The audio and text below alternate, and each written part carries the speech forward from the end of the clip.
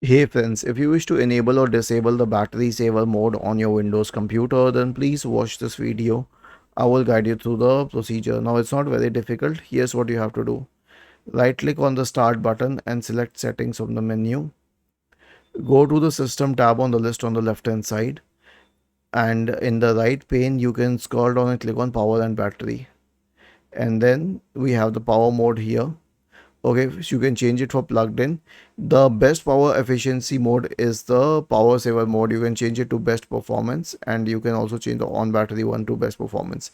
Usually I keep the on battery one to balanced it, because you know what, this power saver mode, it comes with a lot of reductions in the performance, so that is why I never use it unless I have a very a kind of a laptop which sucks up a lot of power.